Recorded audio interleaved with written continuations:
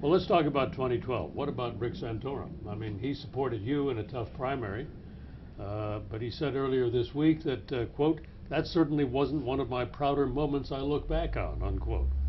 Well, I'm not too much concerned about what he's proud of and what he's not proud of. We worked together. I supported him. He supported me in an election. But when you come down to the presidency, Senator Santorum is not in the mainstream of American political thinking. In Pennsylvania, where people knew him very well, he lost 59 to 41.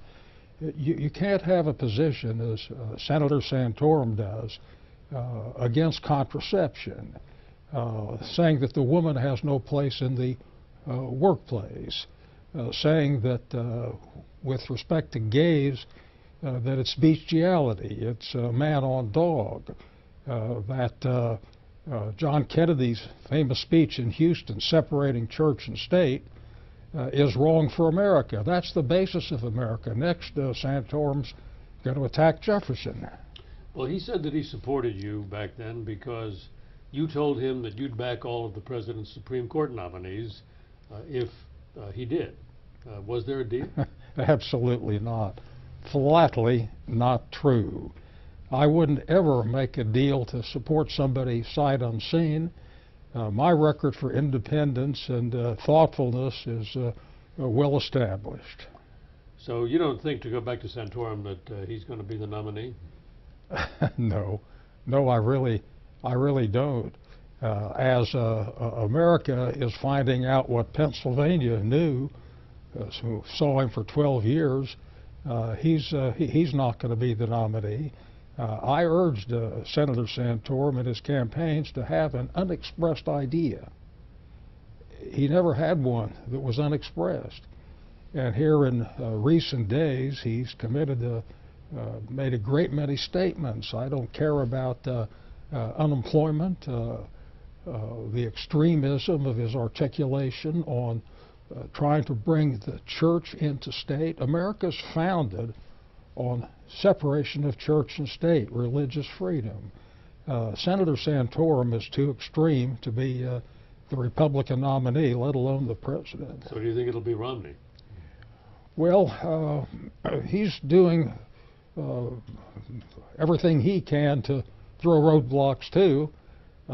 It's a very unsettled situation. You talk about a brokered convention. People are very unhappy with the Republican slate.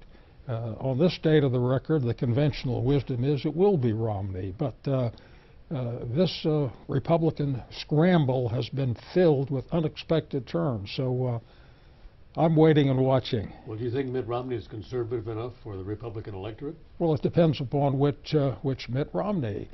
I think that Bill Maher's had it right the other day on his comedy show when he said that Romney has changed positions more often than a pornographic movie queen.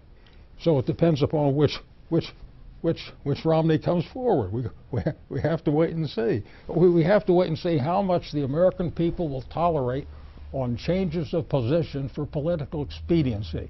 Want to see how little principle you can get away with. Okay, tell me what happened to the Republican Party, or at least the wing of the Republican Party that you were most identified with. The extremists took over on the primary process, so that when you have in Delaware, you have Mike Castle, who's a terrific congressman, running against a woman who has to defend herself as not being a witch. The extreme right defeated Castle. Just incredible. You have, again, Bob Bennett in Utah, 93% conservative rating. As far as the purists are concerned, Ivory Snope is contaminated at 99.44.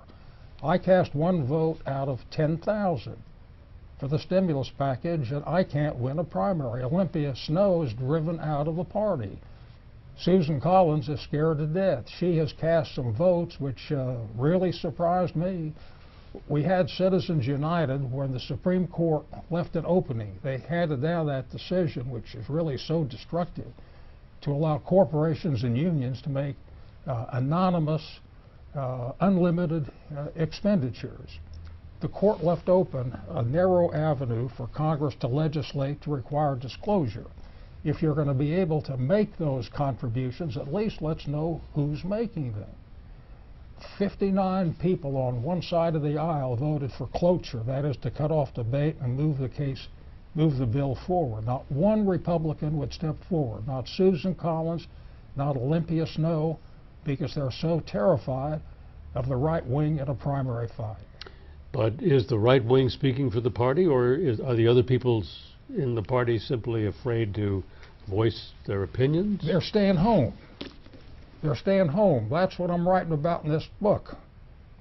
If enough people would come out, the right wing, the extremists couldn't dominate. This book tells you what's going on behind the scenes. I've had the unique experience of being in both caucuses, both the Republican caucus and the Democratic caucus, and I know what's happening behind the scenes and how the extremists have taken over, and my ideas on how to turn it around, to make the Senate like it was when I was elected in 1980. The voters have the key, and if they're informed, and that's what this book seeks to do, and they're motivated, again, what I'm trying to do, they can throw the rascals out. If Lisa Murkowski can win in Alaska on a write-in with a name like Murkowski, it can be done. Well, I'll add that, I mean, it's a good read because it tells the story of your career, and there's some pretty funny stuff in there, too. Even, I don't know if you meant it to be or not. Just kidding, Senator. No, it was intended to be. When I talk in this book about calling up Senator Dole on his birthday, I said, "Bob, happy birthday, you're 80. I said, "How do you feel, Bob?" He said, "I feel like a teenager, Arlen." Problem is, I can't find one. Well, on that note, Senator, I thank you very much, but I want to ask you one more question. Sure. Would you vote for President Obama? Should he have a second term? It remains to be seen what he does in Afghanistan, what he does on stimulating the economy, and whom he's running against. I'm now citizen Arlen Specter. I'm waiting and watching. Arlen Specter, former senator from Pennsylvania, thank you so much for being with us. Great thing with you, Bill. Thank you. This has been Face to Face. I'm Bill Plant. See you again.